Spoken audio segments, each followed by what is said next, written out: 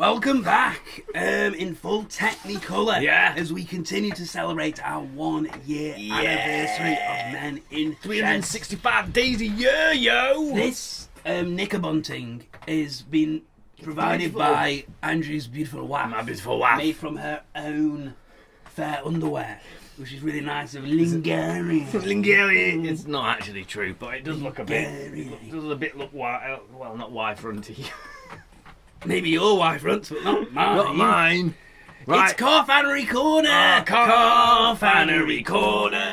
Woo! Oh, that didn't come out very much. Yeah, Car Fannery Corner, and it is the talking point. Yeah. Are stanced cars really evil?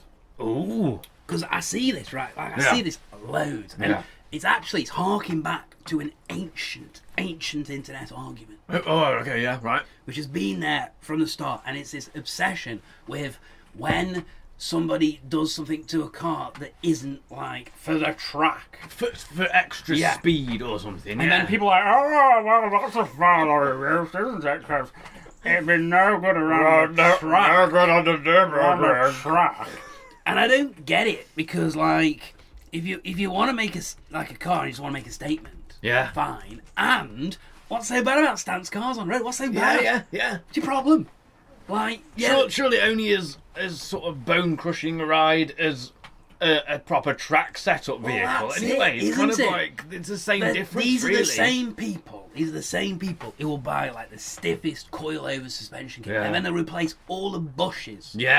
With like polyurethane. Yeah. Polybushed, all round, rose jointed.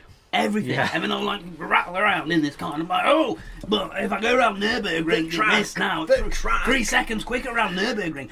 And like... And then drive to work like that. With full cage buckets. Full cage, And then they attack stanced cars on the basis that they're stupid and impractical, and they've ruined them, and they don't corner, and they've got no clearance and stuff like that. And, well, firstly, that's part of the point, isn't it? That you're ruining the car. That's like the whole idea, is it's like hot rod culture. It's like anti-mainstream. Yes, And that's like what they're doing.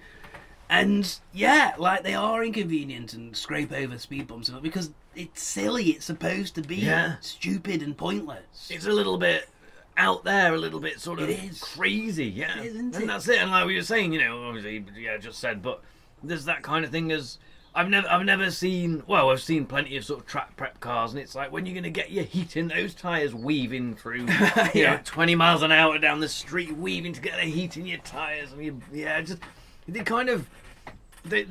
weird, isn't it? They arrive at the same point of impracticality, but from two very different places. And arguably, you could say like one is super, super serious, and one is like super, super fun, maybe. Although I know that it's certainly in this country, stance thing kind of gets. I mean, it's got its own kind of culture a bit now, hasn't it? Yeah. And maybe it's getting a bit. Don't know. It's a bit hipsterish. And it's a bit how low can you go, and kind of just more you have and to more have and like more. the scripture fonts across the lower, but your windscreen. That's true. It's like it's not just about the bomb something. Yeah, it's kind of not just the look and the kind of suspension bit of the car, is it anymore? It's kind of the whole. You have to have like a roof rack made of pallets. And stuff like that. It's a bit. We're getting a bit close to sort of vaggery here. It's very scene. Yes. No doubt about it. But track scene is a scene. Like, true. Sticking all your little stickers down your wing, with your Coney, Gotland and everything else down the side. Polyflex and all that. But I argue to thee, I put this to the core. Go on. That I reckon airbags are a much more sensible everyday setup than a track suspension kit. You see, I was always kind of with airbags. I was kind of like, well, like I say, it's very scene, very VW. It was like, But thinking about it, I kind of like the idea of if you have a big minivan or something, and you just, when it's parked, it's full on stanced, it's sat on the floor, wheels tucked in, very cool. And there's something really cool about the theatre of firing it up and it lifting off as you glide away as well. I kind of like that. I think that theatre is undermined by the pump sound. Good point, yeah. Maybe you have to have a really loud engine to bagged it. cars are really good when they pull up and they kind of down. Yeah. But when they have to do the like a Citroen Picasso, Is they gradually like Yeah. It's not like hydraulics, is it? Hydraulics, you True. get that. Yeah. You know that. Yeah, it's a Just bit more. But there are like Range Rover uses airbags, doesn't it? Quite a Yeah. few cars now using airbags in them. They make A lot of sense. a lot of SUVs. The back of the SUVs for trailering, isn't it? They've got like this kind of suspension, going on. Yeah, nothing wrong with bags. No. They're all right. Got no problem with them. And my further argument is nobody likes being thrashed around in a car. No. Whilst the driver thinks that they're taking part in like a Donington track day. Yeah. And I've been in cars like this where they're like, the turning, can you feel the turning? The Wagon R's like that, and it doesn't even have any track day sort of just grip or spec about it at all. And even I find that crashy and think if this was on bags or something, or this would be delightful. Yeah, but and again, you don't drive No, it when like you're just you're like on a not- track all no. the time. And I remember a guy, I went to see a guy, it was like, I didn't see this guy actually, no, it was a different time. It was a guy on a forum. Yeah. And it was like the XR Owners Club or something like that. And everyone in the XR Close Club got a bit of a chip in the shoulder because they haven't got an RS and all that, right? Yeah. And this guy was saying, he lived in London, and he's talking about these speed control bollards that they have. So in some places they have, like, it's really narrow. And to put you off going through quick, you have to go through.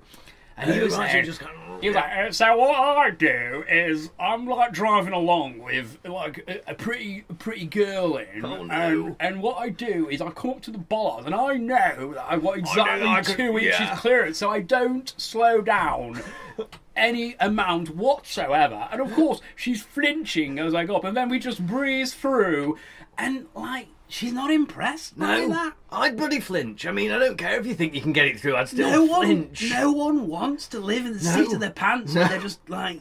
You're just going to the shop. They're trying to end a tragic date in London. Yeah. I mean, come on. Yeah, they've got bigger things to think about, trying to get out of this date, not sort of like, are we going to actually survive any... Probably flinchy because she wouldn't be able to get the door open and leap out. She was just thinking, if he slows down for this, I can get out. Yeah, I saw her opportunity. Yeah.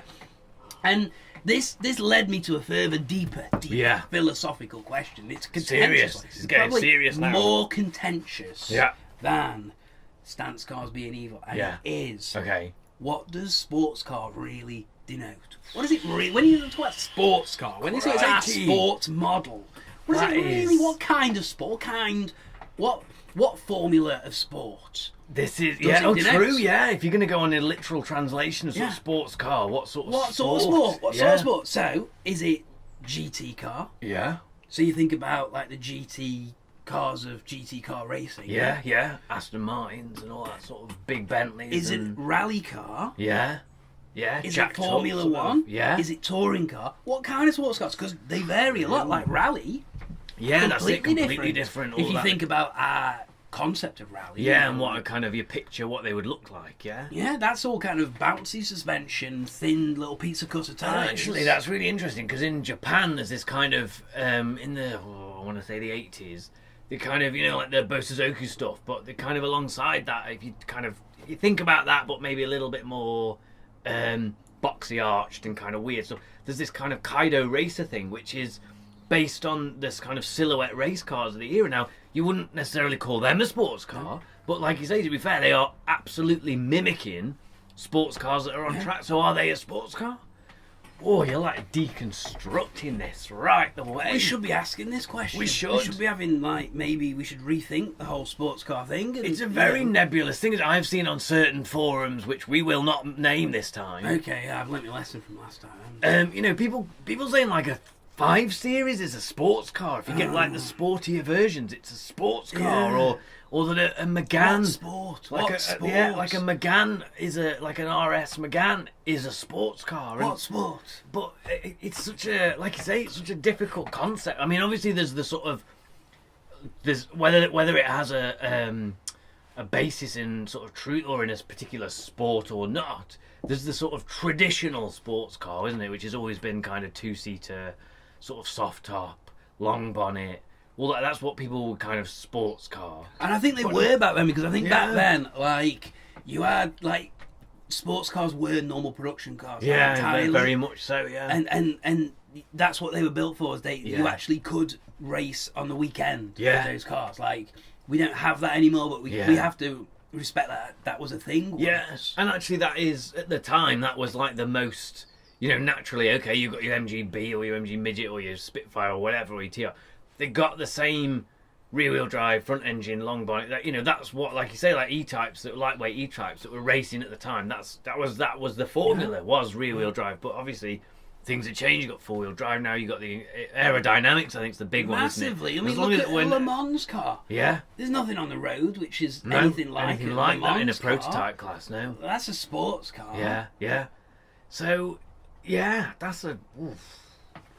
I don't think I can cope with this. Banger racing's a sport. Banger racing. Oh, that's true. Does that mean you can just buy a shed and call it a sports car? Don't see why not. I don't see why not either. As long as you've welded a cage into it, you're all right. You're good to go. I like this kind of. It's democratising sports cars. This is because pretty much any car you can think of, there's like a sport that it fit in, really, isn't it?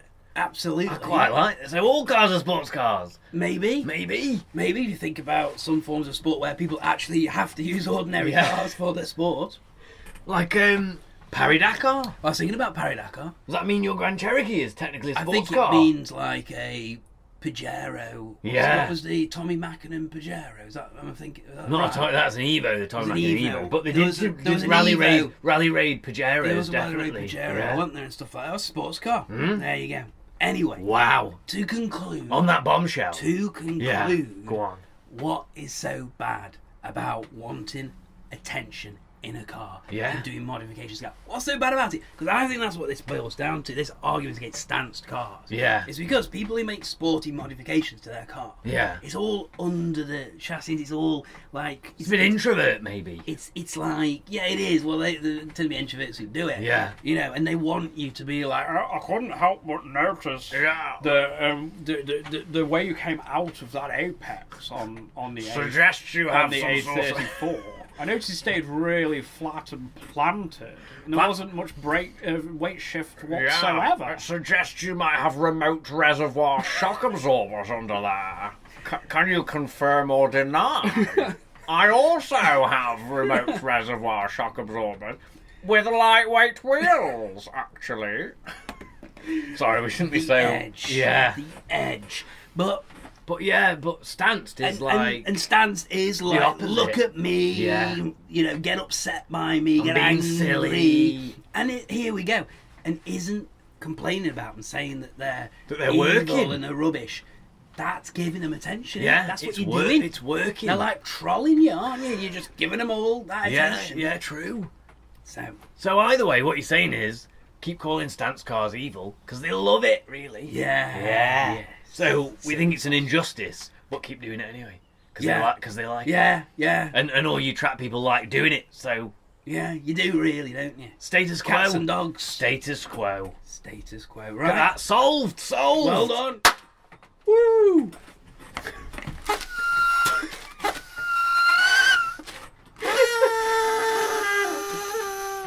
Right, let's take a break.